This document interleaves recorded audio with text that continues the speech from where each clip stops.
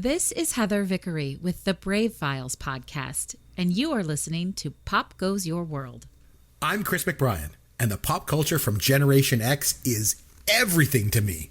And I'm Derek Myers, and I'm here to educate Chris on the great pop culture of today's generation. Episode 166, Terminator 2 Judgment Day movie review.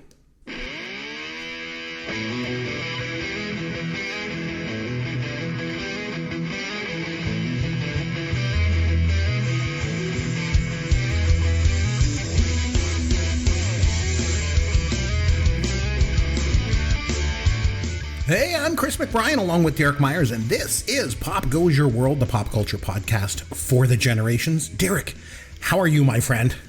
I'm doing very well, Chris. How are you doing tonight? Oh, I'm just doing wonderful. And better than normal, I would say, because this week we've got something very special lined up, Derek.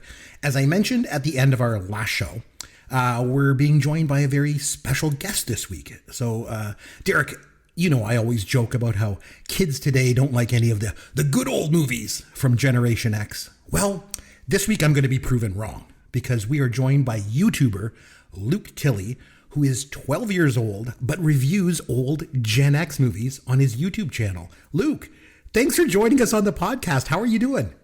I'm doing pretty well. Thanks for having me on here. How are you doing? Oh, I'm doing great. Thanks for coming on. We really appreciate having you on. Like I say, I'm the old guy around here, and I usually rail about, young people and how young people don't like any of the good old stuff. But here you are, and you like Gen X movies. So I think we're just going to get along great, me and you. I tell you about that. You want to do me a favor? Yeah. Just tell everyone how they can find your YouTube channel and maybe even some of the movies that you've reviewed over there. All right, so I'm on my channel is Luke Tilley. There's like three other channels with the name Luke Tilley. It's spelled Luketilley. There's like three other, I think, but like mine has like 109 subscribers, so like it has the most. And some of the movies I've reviewed are Stand By Me, Halloween, and Terminator 2, like the one we're reviewing right now. And Halloween, when I'm talking about the one from 1979, John Carpenter's, right?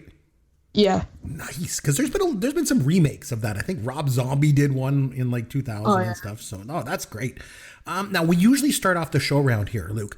We like to mention anything pop culture related that we've experienced, just the past little while or whatever. So, Derek, you want to start us off? What's new in pop culture in your world, my friend? Hey, Chris. So I had a chance to catch a few movies this week. The first of which, so this was a new experience for me. Since the movie theaters are essentially locked down and we can't go to congregate in large theaters anymore, Hollywood has started releasing big movies at home. And so one of the movies that was slated to come out this past summer that did not come out was Tenet, which is the latest movie by Christopher Nolan. And it was finally released in limited theatrical release, I think in August, and then it's now finally available to watch at home. So we were able to watch it through our smart TV this week. We still had to pay a few bucks, but considering I had every intention of paying full price to see it in the theater, I didn't mind dropping a few dollars on it. And it's one of these sort of cerebral kind of movies where there's like time travel involved. So you've got some stories going forward in time, some stories going backwards in time, and then the stories overlap and intersect. So it's a little bit tough to follow, but it was really good. I really, really liked it. I'm a big fan of Christopher Nolan's work. It reminded me a lot of Inception, also by Christopher Nolan. It was a lot of that same kind of mess with your mind, really make you think kind of movies. I understand that it's not going to be for everyone. And a few people I know whose opinion I really respect thought it was terrible. But then other people that I didn't think were going to enjoy it at all loved it. So this was really going to be a hit or miss for people. But I thought it was great. I thought visually it was stunning. And I was a little disappointed I didn't get a chance to actually see it in the theater. I think it might have enhanced the viewing experience. But we had a chance to watch it. The good thing about watching it at home was you get it for a 48-hour window, and you can watch it as often as you want for the same price. And because this is because it has time travel elements, once you know what happens at the end of the movie, you watch it a second time and you really get a better understanding of why things are happening a certain way. So I actually got a chance to watch it twice, which I really appreciated. So had I saw it in the theater, I don't think I would have gone back to pay another $20 to see it again right away. But being able to watch it twice, 2 days in a row, I think really is part of why I liked it so much. But it was quite good. I really thought it was quite good. I really liked it. I would give it like a solid 8.5, 9 out of 10. One thing that you mentioned about it, you said that a few people whose opinions that you respect a lot didn't like it.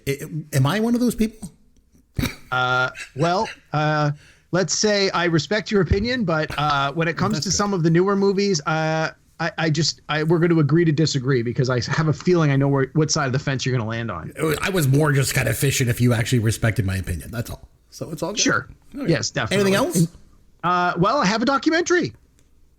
For 40 days and 40 nights, he watches documentaries. He likes to learn about the world. It's Derek's Documentaries. Derek's Documentaries. So, Luke, Derek's documentaries are so special, he gets his own intro to them. What do you think? What do you think of that intro? Was it pretty good? Yeah, it was really good. Oh, thank you. So Luke and I are becoming good friends over here. I think Luke's just kissing up because he wants us to invite him again. In any case, so that's the way to do it. Just keep saying that you like all my songs. You can come back anytime. Yep, for sure. So I have two documentaries, but one's really quick. So I'll do the big one first. So there's a series of documentaries that have been showing on HBO about famous celebrities who are no longer with us, and it's called I Am, and then you insert the name of the person. So there was like I Am Heath Ledger, I Am Richard Pryor, I Am Patrick Swayze. So the new one that just dropped, and there was the I Am John Belushi was a little while ago. So the new one that just came out is called I Am Burt Reynolds. And it premiered earlier this week. And, I'm a pretty big fan of Burt Reynolds, especially like Boogie Nights is one of my all-time favorite movies. And it was funny because they showed I Am Burt Reynolds, and then immediately following that, they showed Boogie Nights. So, my night was totally killed. I had to watch both of them back to back.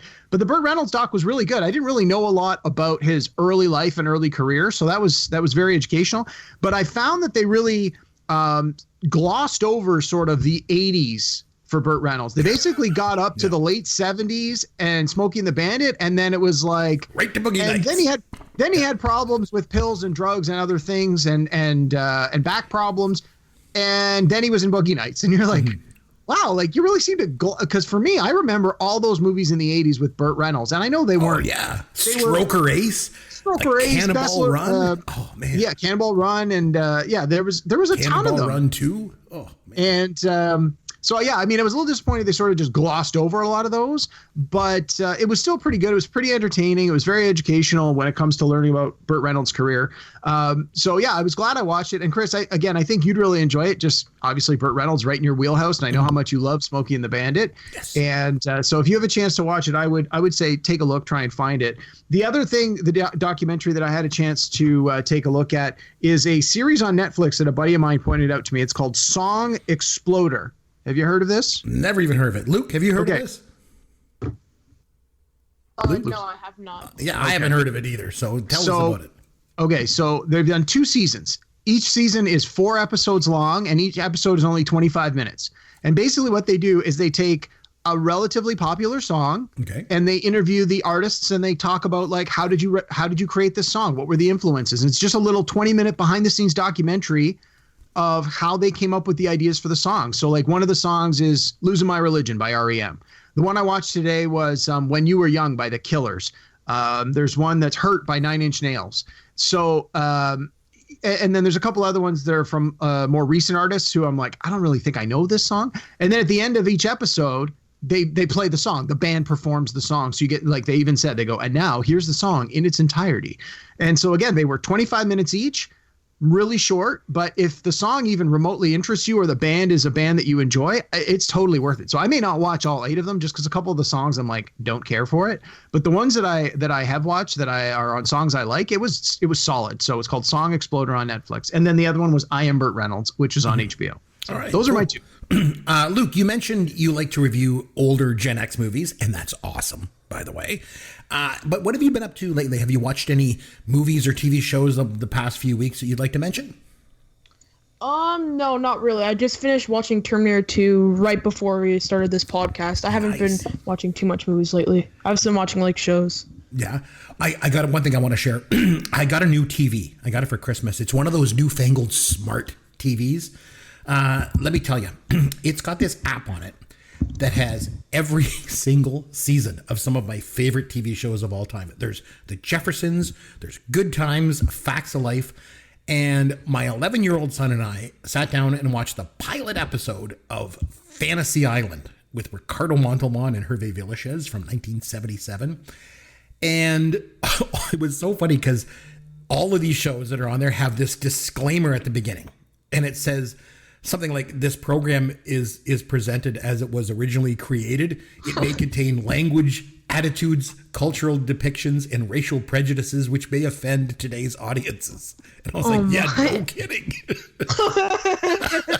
And it's so funny. So we watched this first episode of Fantasy Island, and then my wife and I also sat down and watched the pilot episode of The Jeffersons. My goodness. Oh, wow. I mean, I enjoyed it, but the topics that they talked about, the language that they used, the misogyny that was in it, it was just unbelievable. It was unbelievable how much television content has changed. But I will say, my son liked Fantasy Island, but my wife was not very happy that I let him watch it. She just didn't think it was appropriate. I don't know. But one thing that I also do around here, Luke, before we get started, is I do this thing. It's called... Here's your dad joke of the week. Okay, so because I'm old, I do a dad joke. So are you ready? I figured since we're doing T2, Judgment Day, I would do an Arnold Schwarzenegger dad joke. Okay? All right. Here we go. Arnold Schwarzenegger, Tom Cruise, and Bruce Willis said they wanted to star in a movie about classical musicians. Bruce Willis said, "I'll play Mozart." Tom Cruise said, "I'll play Beethoven." And Arnold said, "I'll be Bach."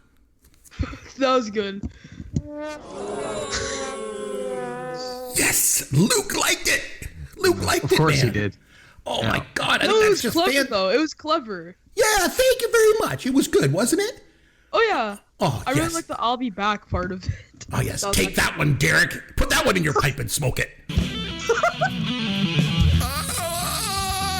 I'm your head counselor. I did not enjoy this anymore the second time. What's going on? What's wrong? Never seen it. Oh, Never wow. interested in seeing it. No desire to see it. Interesting. Was not interested at all. Oh, I paid $200 for these shoes, but I mean, on the best. It's certainly tame by today's standards. There's a very fat pair of pants hanging from the flagpole this morning. It is not something I think I ever need to see again. Oh! Matt Damon. Matt Damon. All right. Terminator 2 Judgment Day from 1991. I actually saw this movie in the theater when it was released. I have not seen it since until last night when I watched it again in preparation for this podcast. So I wanted to start with a couple things. First off, Luke, I invited you on the podcast, as I mentioned, because you're a great YouTuber and you review Gen X movies. Again, super cool. And I basically said to you, you can pick whatever movie that you wanted to do here on the show, and you chose Terminator 2 Judgment Day. So I have a question for you. Of all the movies that you could have picked, why this one? Well, the thing is, I've seen Terminator 2 so many times. It's something about it. I just love rewatching it, and I just really enjoy the movie. It's one of my favorite movies. Okay, well, I have a question for both of you. 30 years later, how do you think this movie holds up? Derek? I think it holds up great. I loved it. I'll tell you, I got all sorts of stories and anecdotes and stuff about this, but in answer to your immediate question, I loved it. I thought it was great. All right, Luke, does the movie hold up? So I wasn't born when this movie first came out, obviously, but I think it does hold up, and I don't know. I still think it holds up. I love the movie still. You've grown up with these action-packed special effect movies, full of CGI. So, is this movie great, or is it lame when you compare it to today's movies, though? Especially all those Marvel Cinematic Universe movies. How does it hold up against those? What do you think? Well, the thing is, I think it still holds up because they don't overuse CGI in Terminator 2. There's actually a lot of practical effects in it, and they don't go full out CGI in Terminator 2. Good point. Good point. And we'll get into some of them. Some of the things I was thinking of were some of the car crashes, some of the helicopter stuff was they didn't use CGI for it, right? But since we're talking about special effects, I do want to mention it was done by Industrial Light and Magic. And Dennis Muren and Stan Winston worked on this movie, and they cut their teeth working on the special effects for Star Wars back in 77. And on this film, they were really sort of building on the work that they did in The Abyss, also with James Cameron, especially in regard to the liquid metal Terminator, which was basically an extension of the water tube CGI effects that they did for The Abyss. And Luke, have you seen The Abyss? No, I've seen that one clip with like the water thing or whatever. I haven't seen it though. So you're familiar with that kind of water thing moving? Oh yeah, I've seen it before. So like that I haven't seen the movie, but I've seen like the water thing. Right. So that special effect was obviously done by James Cameron. He directed that movie too. And the same guys that worked on that, they took it a step further and they said, hey, let's make this liquid metal guy, kind of based on the same effect. I do want to say one thing, guys. So I mentioned earlier, I got my new TV for Christmas. It's a 4K TV. Okay. And I watched this movie last night on the new TV. But even though it's the sort of newest, latest state-of-the-art technology, do you guys have 4K TV? Derek, do you have a 4K TV? I have a 4K TV, but I don't have anything with a 4K input, so I don't have the opportunity to take advantage of that. Okay, like when you watch movies or TV shows on it, does the 4K give it a weird effect? No. Oh, that's weird. Is it supposed to? Yeah, so on mine, for whatever reason, the 4K, even if I'm watching regular shows, my wife and I watch Sons of Anarchy on a regular basis, and when you watch it on there, it looks different. It just... It how can I explain it? It almost looks like crap. It looks cheap. My wife says it's like watching Coronation Street, which I thought was kind of true because everything looks like it's shot on these crappy video cameras. I think 4K. Luke, do you have a 4K TV? Yeah. Do you know what I'm talking about? It tries to make everything look like it's in 3D. Do you know what I mean? Oh yeah. So, how Terminator 2 got re-released and it was put on a 4K Blu-ray? Okay. On the 4K Blu-ray, everything just looks so gray. So, have you watched the 4K Blu-ray on your 4K TV? Yes, I have, and it looked really bad. Really? See? So I'm not... See, hang on. I think both of you guys need to go back and double check your settings because I think this is a case where there is an opportunity for the technology to be amazing. And I think that, especially on Chris's side, that it's just you don't have it set to what it's supposed to be set at to take full advantage of it. That is my belief until you can convince me otherwise. Right. I don't want you to be ragging on this. This technology is no good. I'm an old man, and oh my God, and I wish it was a picture tube. Hey, calm down. Let's just Luke, no, it works fine. It's just. It was only that 4K Blu-ray. A lot of other stuff, it depends where you play on it. It was just, there's some, stuff that doesn't look the best, but, if I pop in, my normal Blu-rays, so they look pretty good. So, for me, when I watch it on the 4K, whether it's a regular TV show or this movie or anything, it's like the 4K, maybe my settings are set wrong. And I'll put it out there to the universe. If anyone out there on Twitter or Facebook or anything, or if you want to email me, chris@popgoesyourworld.com, and give me some advice on how to use my 4K TV, I'm all ears to figure it out. Because as far as I'm concerned, my 4K TV is all about making everything kind of stand out. And it gives everything a deep focus. But the problem is that it takes away from the artistic expression of the director, and especially the cinematography of movies and TV shows. That's just my take. So that's just my take on it. But I remember the first time that I ever experienced 4K, I was visiting my parents, and they were watching Return of the Jedi, and I couldn't believe how crappy the special effects looked on it with the 4K. It just looked cheap and dumb. But anyway, for this movie, I want to talk about one thing I want to start with is the villain. So I believe the key to any good action movie is a good villain, and Robert Patrick's performance in this, none of these special effects at all would have worked if his performance didn't bring it all together. I guess figuratively and literally, kind of. But he plays it completely stoic, and that's what makes it so effective and really scary too. I think no matter what happens to him, he just keeps coming. Nothing phases him. Nothing slows him down. Nothing can stop him. It's very effective. So what were your thoughts, Luke, as far as movie villains go, the cop, how do you stand up for you as a movie villain? I completely agree with you. Like none of like you said, none of the special effects would have worked without him. Like I don't know. Like he just like feels like an actual like machine sent from the future, like trying to kill them. Like he just nails his performance. I just like he actually is legitimately scary. Like that stare he gives is freaking creepy. And the thing is, he's not even like a big physically imposing. Like Arnold is big and physically imposing. Yeah. Robert Patrick isn't. He's a little skinny guy, but he's terrifying in this role. Derek, you agree with the villain here? You like him? Don't like him? What do you think? Yeah, I mean, I think that was part of the point of, when you're going to do a sequel, you need to take what you know about the first one and sort of turn it on its head. So the whole premise with this one, that the villain from the first movie is the hero in this one, and that you've got this new villain. Well, when Arnold is so big and imposing, if he's supposed to be the quote hero of the movie, or at least on the side of the hero, how do you juxtapose that on screen? Well, you could get an even bigger guy. Well, that's probably going to be hard to do. So I like the idea that they said, well, no, let's go smaller, but lean more on the intimidation factor. He's more slender. He's less physically imposing on the screen, but that gave the actor an opportunity to portray villainy in his role, and I agree. I think he did a great job. And good point about Arnold, how he kind of like juxtaposes against Robert Patrick, because one of the most effective parts of the first Terminator film was the fact that Arnold played the villain.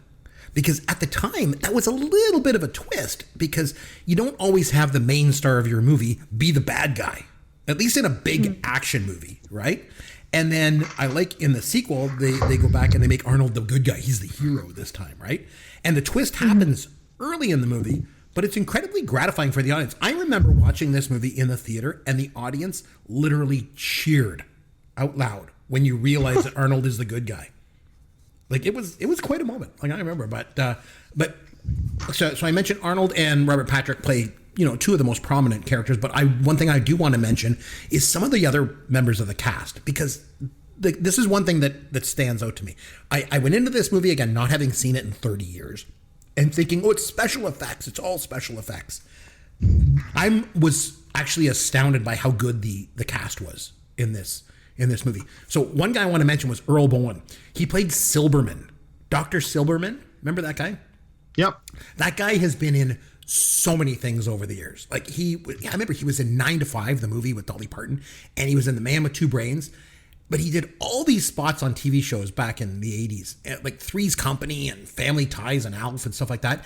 But although he was probably best known for playing Angela's boss, Jim Peterson, on Who's the Boss. I don't know if you remember that or not, but I remembered him right away from that. I remember him as sort of the character actor that would pop up now and then, but honestly, I don't have any particularly strong recollection of him in any one thing other than this. Because he's one of the only actors that appears in both Terminator 1, Terminator 2, and Terminator 3. I've never seen Terminator 3. The only thing I remember about it was I remember Conan O'Brien used to have this thing where he would bring Arnold Schwarzenegger's face on a TV screen, and then he'd have someone's lips superimposed on it, and then he would interview him. And I just remember him saying, Terminator 3, Rise of the Machines, still in theaters. That's all I remember. I've never seen the movie, though. And of course, Luke has no idea what I'm talking about with these old 80s TV shows. But another guy that stood out to me was the kid that gets on the motorcycle with Edward Furlong. So at first, I said to my wife, I think that's the kid from Big. Tom Hanks' friend? But it wasn't, because it was just bugging me for most of the movie. And then it finally came to me. Yep, it's from Different Strokes. It was, in the late seasons of Different Strokes. Mr. Drummond got married to Dixie Carter. And she had a son named Sam, and he was literally the redheaded stepchild. You remember that, Derek, too, when you saw that? Yeah, I do. It took me a little while to clue in. That was definitely when that show jumped the shark. Oh, definitely. I agree with you. It was like when they in the Brady Bunch when they brought Cousin Oliver in. Same thing, Edward Furlong, I gotta say, one hell of a talented actor. You can just tell from the performance he gives here. Now, the one thing is, though, I thought he died. And even my wife, we were watching, and she thought he was dead too, like from a drug overdose or something. And I said that to her, and she's like, oh yeah, no, he's died. And then I looked it up after I watched the movie. I was delighted to find out he's still alive. Now, I don't know why I thought that, but like I was saying, I wasn't the only one. My wife thought it too. But I'll be honest, I haven't seen any of his other work, but he's clearly a talented actor. Have you seen him in anything else? Luke, have you ever seen Edward Furlong, the guy that played John Connor? Have you seen him in anything else? Okay, so I've heard of other movies he's in, like American History Story X. I haven't seen his other movies yet, but I want to soon. And Derek, have you seen Edward Furlong in anything? Yeah, a couple of movies. Again, as Luke mentioned, he was in American History X. He was pretty good in that, which also has oh my God, I'm blanking on his name. The guy who was just in People vs. Larry Flint as the lawyer. Oh my God, I can't believe I can't think of his name. Edward Norton, thank you. Oh my God. And then American History X was really good. I was actually thinking about recommending that for next week's movie, but it's a pretty heavy topic, so I opted for something different. But there was also a really good movie that Edward Furlong was in, written and directed by John Waters, called Pecker. Again, it was like a little indie film, but it did very well on video, and it was quite good as well. Oh, that was the one about David Pecker, the guy from the National Enquirer. I believe so, yeah. Yes, I remember reading about that. Again, I never saw it. Was there any other members of the cast, Luke, for you can maybe take us on this one, any other members of the cast that kind of stood out to you, any of the other characters that you kind of liked or maybe didn't like or anything for that matter? Well, I really liked Linda Hamilton's performance. In the first one, she was sort of nice or whatever, but in the second one, she has tons of muscle, and it's she's sort of a lot more aggressive and defensive. And I really liked how they flipped her character around. Her performance just really buys her as this sort of, she feels a new character sort of, she doesn't feel like the same character as she was in the first one, but that's not a bad thing though. I was really happy what they did with her character. And I don't know. I really liked Arnold Schwarzenegger's character, the T-800. I thought he did really good too. And all of the other characters are actually really good. Even the ones that didn't have the best personality, I still thought the actors who played them did a good job. I like how you mentioned how Linda Hamilton got all buff for this part. That was a big part of the press that was leading up to the film's release. I remember that. Derek, any other of the supporting cast that you liked or didn't like or anything like that? Well, I mean, James Cameron has a few sort of character actors that he uses in a lot of his movies. So when you're watching it, you sort of go, oh yeah, I think I recognize that person. The woman who played the stepmom, I'm just double checking her name here, Jeanette Goldstein. She's been, I think, in almost every James Cameron movie. She was in Titanic as the poor mother who dies in her bed holding on to the husband. She was in the Aliens movie. She was the really tough soldier woman who's like, hey, have you ever been mistaken for a man? And she's like, no, have you? So she's really got a lot of range, even though she's not usually cast in a leading role. There's obviously Cameron enjoys her performance and has kept her around. But I mean, the characters that play the Dyson family, that plays Miles Dyson and his wife, Joe Morton is the actor, and Esapatha Murkison are both well known. Esapatha went on to be the captain in Law and Order for a decade. She was Van Buren, wasn't she? Yeah. And Joe Morton's appeared in lots of stuff. He had a good part in the movie Speed with Keanu Reeves. He's the captain. And he's more recently been on a show called God Friended Me.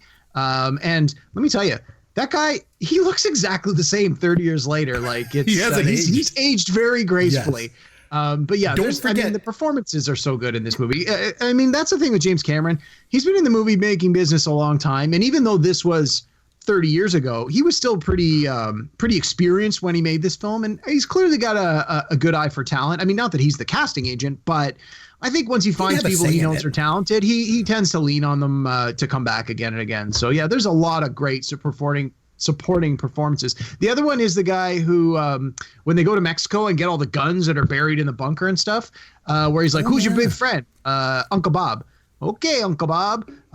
It's Castulo Guerrera is his name. He's been in a million things. He always seems to show up when they're like, we need an older Latino guy who can be anything from a biker, a judge, a doctor, a criminal, the mayor of the town, the daughter's stepfather, whatever. This guy has been in a million different roles. He always just seems to have very small parts, but he always does a good job. So yeah, there's a lot of people in this. If you hadn't seen this before and you went back and watched, you go, oh, I recognize that guy. Oh, I recognize that guy. So definitely Joe Morton. Going back to him for a second, don't forget he was in The Brother from Another Planet.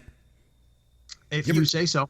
No, it was this 1984 John Sayles movie. There was this alien that comes down to Harlem and gets hunted down by alien bounty hunters. I recognize him right away. I want to give a shout out to Canadian actor Don Lake. He was one of the doctors, I think, in the mental hospital. He used to be on Super Dave Osborne. And he was in, remember those Christopher Guest movies we were talking about the other week? Yeah. With like Best in Show and Waiting for Guffman. He was in all those. But the thing I liked about it was that James Cameron seemed to go out and get some really good actors for his movie. He could have just, this is his sequel. He could have just went and crammed a bunch of big name movie stars just to try and make it as big as possible. But instead he went with all these talented actors. I think it really pays off, you know. Speaking of James Cameron, Luke, have you watched or enjoyed any other of James Cameron's films? And if so, which ones did you like or not like? What do you think of James Cameron as a director? First of all, James Cameron's an amazing director. I love his sort of vision in movies. I have the Blu-ray for like Alien and Aliens, but I have not seen them yet. However, I have seen the first Terminator, and I've also seen Titanic. And you liked both of those as well?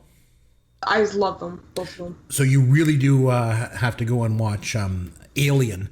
Now, he didn't direct that one. That was Ridley Scott, but we did that. We did Aliens on the podcast here. I didn't really like Aliens all that much. I know Derek, he was really mad at me for that, but I thought the first Alien was good. Derek, your thoughts on James Cameron? I love him. I mean, as an artist, I love him. I don't know about his personal life. He's got issues, and I'm not even going to go down that road. But he's Canadian, based on right? He is. And but down like around St. Catharines or something. Sure. Not sure where he's from. I do know he's Canadian. I mean, he's arguably one of the most successful directors ever as far as box office. I mean, he has Titanic, which was #1 forever and a day. He has Avatar, which I think bumped Titanic out of the #1 spot. And then, of course, there's the Terminator and Terminator 2, Aliens, like and The Abyss. Like, this guy knows how to make a blockbuster, and he makes an entertaining movie. And yeah, I mean, from that point of view, it's rare that you go and see a James Cameron movie and you walk out and feel disappointed. He's the king of sequels too, isn't he? Well, he's certainly done a handful. And I mean, even like something like Avatar, I think he's planning to make 5 Avatar movies, and they're in the process of shooting parts 2 and 3 together right now with I think they're going to be another year or so before they're even ready. And that's assuming that the people can go back to work and not be screwed up by the COVID restrictions. But yeah, I mean, he knows how to make a movie. His hits are hits for a reason. Well, like he did T2 Judgment Day. We mentioned he did Aliens, and he started his directing career with Piranha 2: The Spawning, which was a sequel to a personal favorite of mine, Piranha. But in the sequel, the piranha have wings, and then they fly through the air and they bite people. So that's how he got started. One thing we've mentioned before is that one of the interesting ways to look at a movie is to understand the time in which it's made. And someone like myself, who's a Gen Xer, and I lived through those times, I can tell you the Cold War was just coming to an end when this movie came out. And Luke, I know like it's tough for you to understand, but there was a time, in the late 80s, right through the 80s and up until this movie, where the threat of nuclear war and mass death was something that a lot of people were really scared about.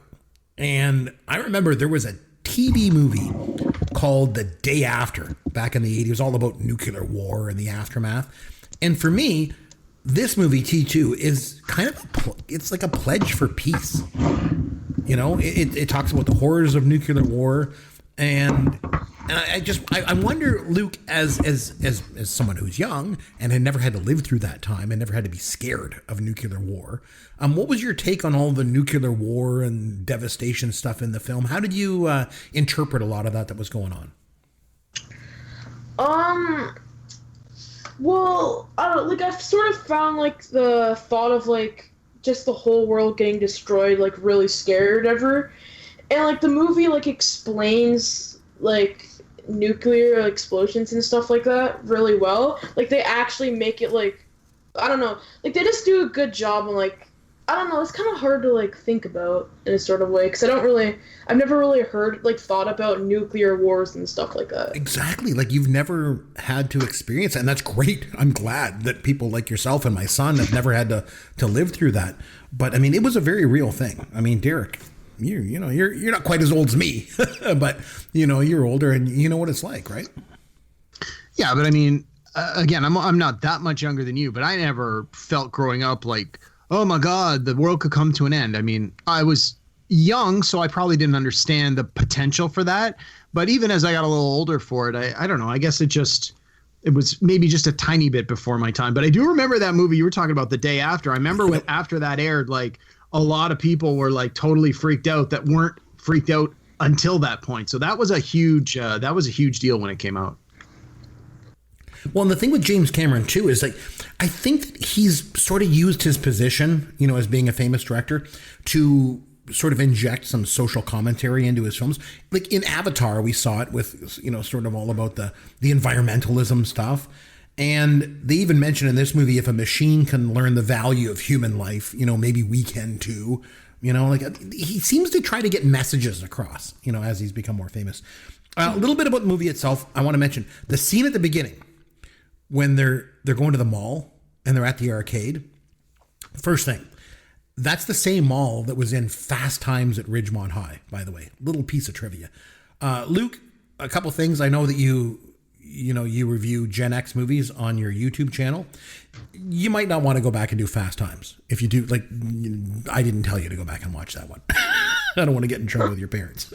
But it was a great movie. It was great, but you give it a couple older. of years. Yeah. It's got a lot of mature themes in it.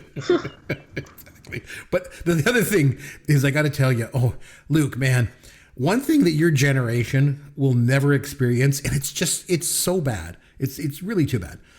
It's just what it's like to go to the arcade. That was a staple for me when I was growing up.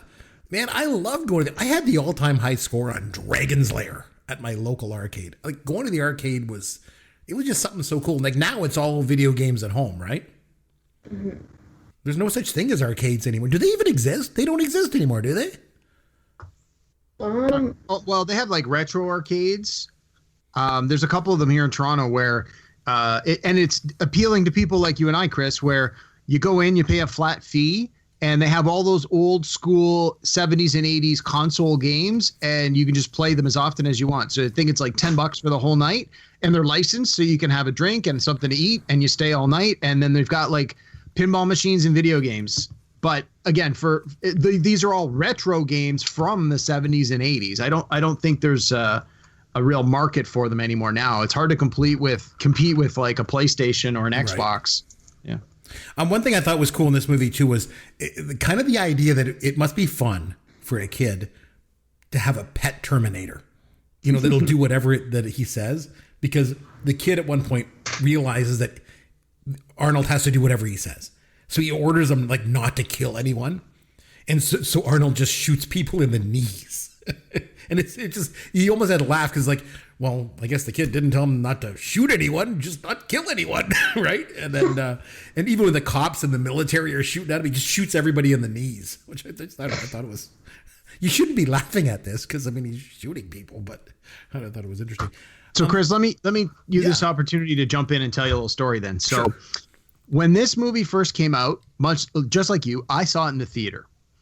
And when I saw it in the theater for the first time, we went on opening night. I believe it was a Friday night, as movies back then always seemed to premiere on a Friday rather than now where they premiere on a Thursday.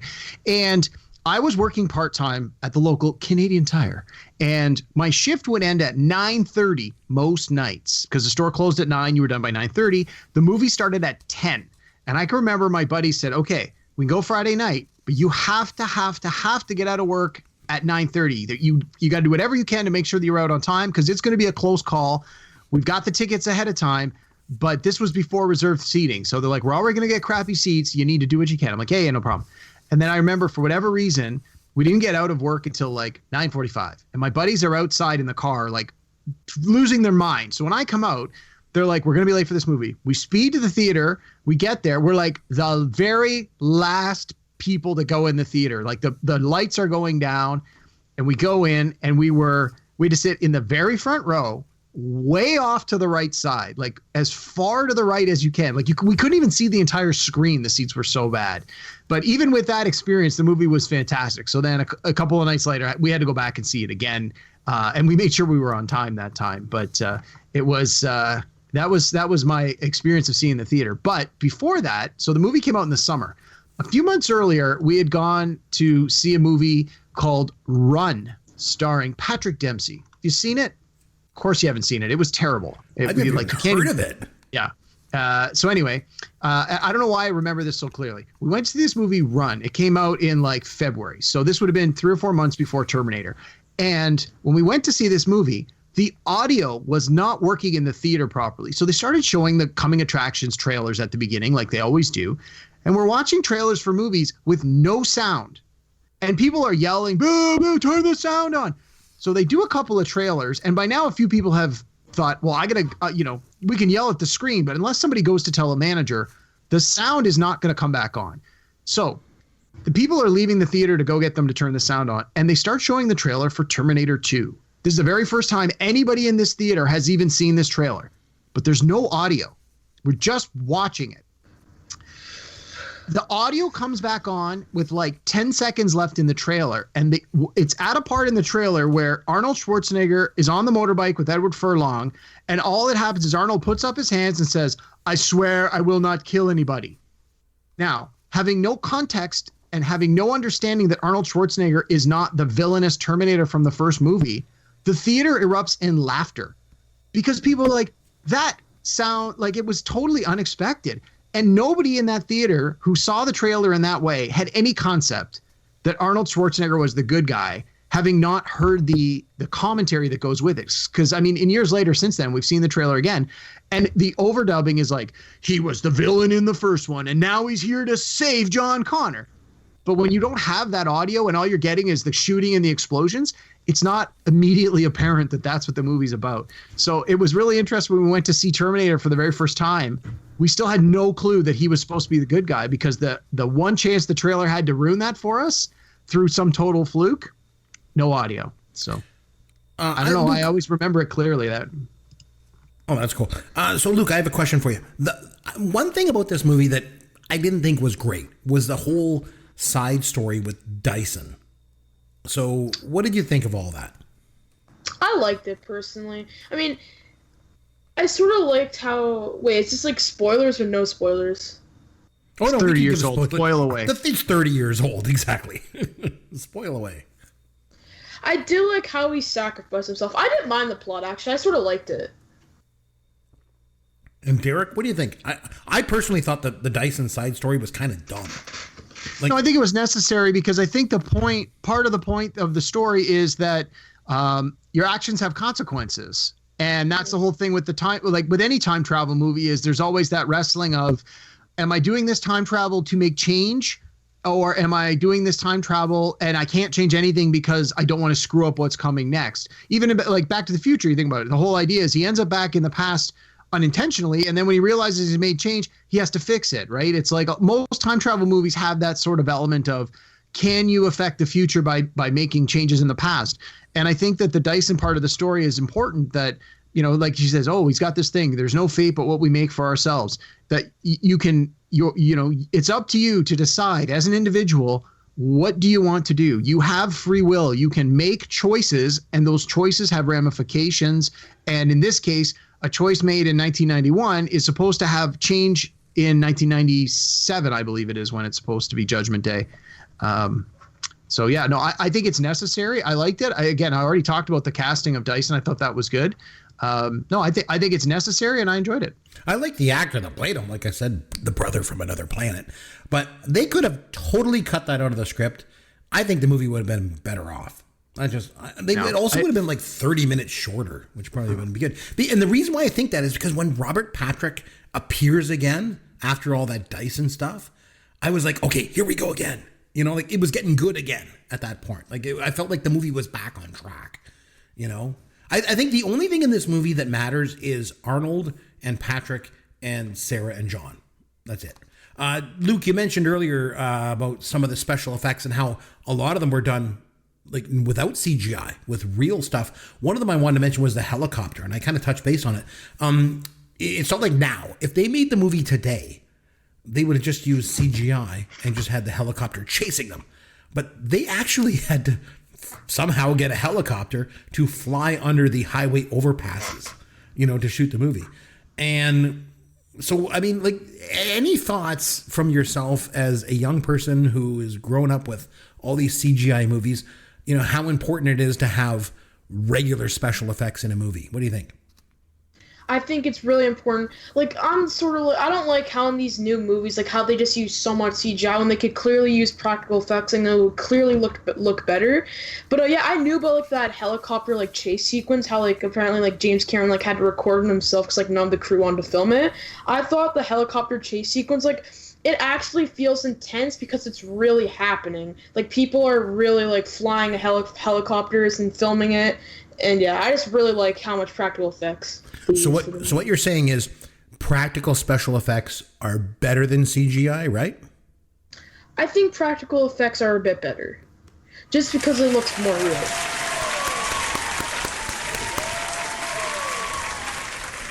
You're my new best friend. I think it's just great. Another thing I wanted to mention was the truck chase scene. Like, it was just like, again, you can't do this with CGI. You can't. It was just crazy. And although I will say, when they were chasing with the truck, it was a little bit of a rehash from the first movie. But there was a lot of action going on there. Like, so I don't know. I thought it was good. Derek, what are your thoughts on this before I move on? CGI versus, sort of traditional special effects. Well, I mean, there's certainly, growing up with movies like Star Wars, there's certainly a special place in my heart for practical effects. But as the technology gets better and better, I think that there is certainly opportunities for digital effects to surpass what you can do with practical effects, or at least what you can do given people's time and money and resources. Like, there's, to your point, a lot of stuff today they would use digital effects because it's faster, cheaper, safer. Like, that was one of the things I kept reading with the Terminator movie, especially that parts with the helicopter, is some of the stunt people that were supposed to be attached to those stunts flat out said, "I'm not doing this stunt. I believe it's too dangerous." And they were, they had a legitimate point. Like, you're flying a real helicopter in a dangerous circumstance. There is the possibility of real people losing their lives, whereas with digital effects you eliminate that. So I think as the technology improves, the practical effects will go away and digital effects will become the norm. Derek and Luke, you guys have both mentioned there was a couple of tie-ins between the first movie and the second movie. The one thing that stood out to me, and I made a note of it, was when they get into like that factory at the end, and Arnold has to go back and fight Robert Patrick's cop, Terminator, and he says to them, he's like, "I'll be back." Or was it, "I'll be back"? That's not where he said. No, he says that when they're leaving the Cyberdyne. Oh, I thought he said, "I'll be back." I don't know. I thought he said it. Oh, one thing I want to mention I thought was really cool, and it is a CGI effect, but the liquid nitrogen, when it hits Robert Patrick's character and he starts like breaking apart and his feet are like sticking to the ground, I thought that was pretty cool. Yeah, it was. I mean, we'd never seen anything like that. And that's the thing with James Cameron. He's always pushing the envelope to try and come up with something new and creative, which is part of the reason his movies, I believe, part of the reason his movies have been so successful. Like with Titanic, the whole way that he's got the ship sinking, and with Avatar, his whole, space stuff. Like he really has an eye for what's the next best thing, what's the next great thing in special effects. And that whole idea with the liquid Terminator, like, it was just so pretty good. Cool. It was pretty cool. So Luke, liquid Terminator, cool or not cool? Extremely cool. I love the liquid. Cool. Yeah, I agree. I thought it was neat when he like gets totally frozen and then like the heat from the fire melts him. I love that. Oh, that was so cool. Then he goes back together. It holds up well too. It does. Like and even the scenes like where it morphs between kind of like the molten, metal into Robert Patrick. It's still pretty good. I mean, I like at the very end when they're going to fight each other, and it's the two actors fighting. And the thing is, again, maybe it was the 4K TV. I don't know what it was, but you could really tell that it's two stuntmen because it's like so high def. You could see their faces, so you can totally tell. And then I guess the very end of the movie, nothing kills this guy. Liquid nitrogen, nothing. It's the metal or the lava or whatever the hell it was at the bottom. But then when Arnold has to go in and has to get descended into the metal, I will say this. I was in it for the whole movie. You know, the Dyson thing kind of sucked, but I was in it for the whole movie. I thought it was all cool. But at the very end, when his hand goes up and he gives the thumbs up as he's going in, that was a little bit cheesy. I didn't like that part. What do you guys think, Luke? I actually really like the thumbs up. I think every time like I see it, I just think it more adds a lot of emotional weight to the scene. I really like it. Yeah, and I'm sort of on the fence. I don't have a problem with it, but I don't think it was awesome. But I go, I'm indifferent to it. So overall, at this point, we want to give the movie a rating out of 10. Luke, you want to go ahead? Out of 10, what would you rate this movie? Okay, the movie, I'd say I give it a 10. I love it. Oh, wow. Personally. Okay, you love this movie. Okay, Derek, rating out of 10, what do you say? Yeah, I'm going to give it a 9. It definitely makes my all-time top 10 favorite movie lists, no question. Wow. Give it a 9 out of 10. Okay, you guys are much more high on it than I'm. I'll give it a 7.5 out of 10.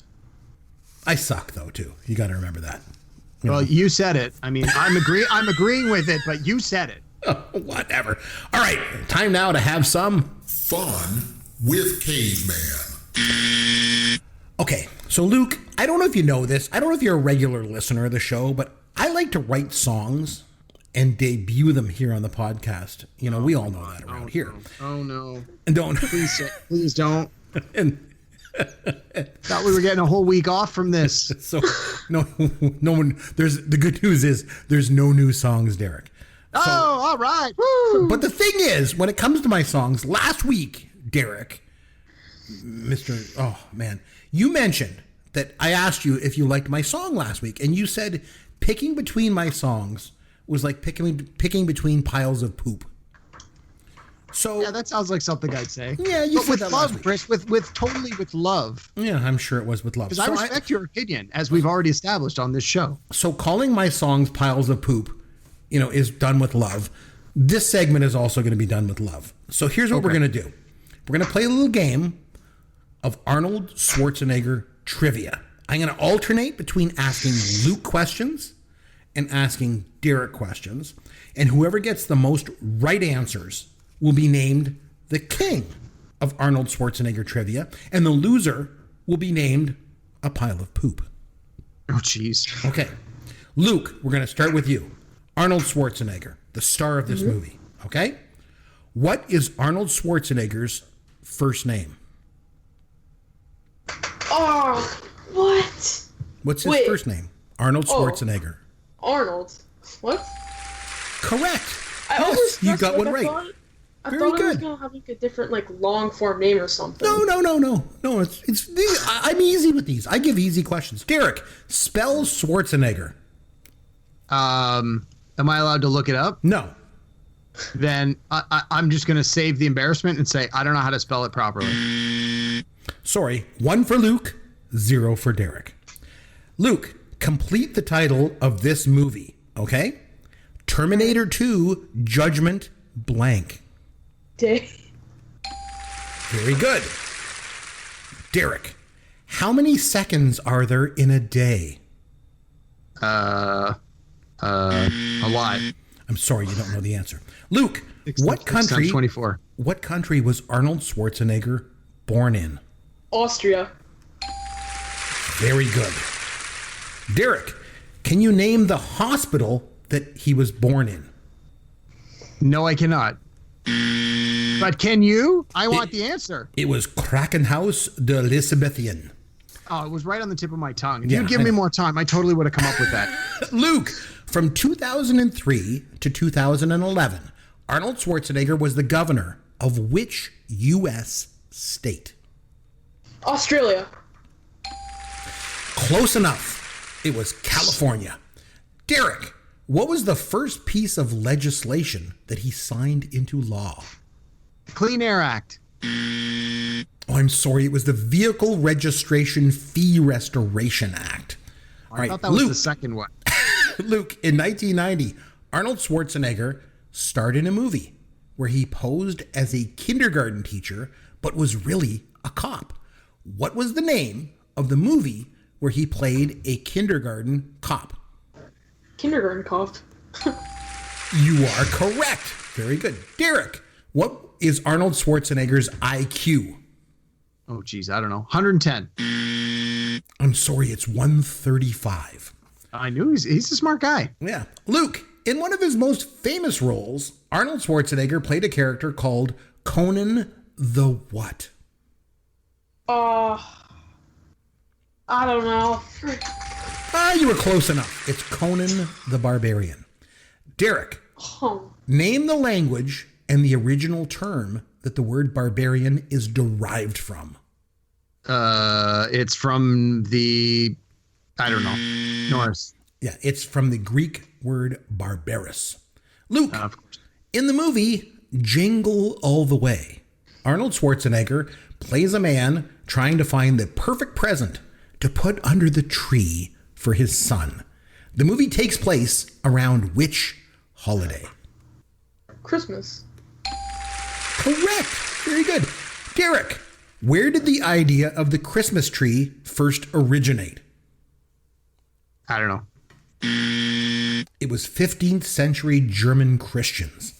Well, it looks like Luke has been crowned king of Arnold Schwarzenegger trivia. And Derek, you've been named a pile of poop. Just like my songs. That's fair. A little bit of payback for you. That is it. No kidding. Sorry, man. You call my songs poop, I'm going to get you back. Payback is a bitch. So, Luke, I hope you had fun joining us here on the show. If nothing else, you were named king of Arnold Schwarzenegger trivia. So, unlike Derek, who is named the pile of poop. So, I just want to remind everybody, Luke, of where they can find your movie reviews on YouTube. Oh, yeah, of course. So you guys can find my channel. Remember, it has 109 subscribers because I think that there's other YouTube channels. And I just do movie reviews. I upload some trailers, and I'm going to start reviewing some more games soon. And yeah, you could just find me on YouTube. Awesome. Make sure you head over to YouTube and find Luke Tilley's channel. Make sure you subscribe and like his videos. That's going to really help out Luke over there. And while you're at it, take a minute and post a review of our podcast wherever you download and listen to the show. It would really help out myself and Derek as well. We do this as a labor of love, don't we, Derek? Except when Absolutely. you make fun of my songs, of course. We start a feud. But it's a lot of fun to do. So I'll tell you what, until next time, this is Chris McBrien for Derek Myers saying thanks for listening to the show, and we'll see you next time here at Pop Goes Your World, the pop culture podcast for the generations.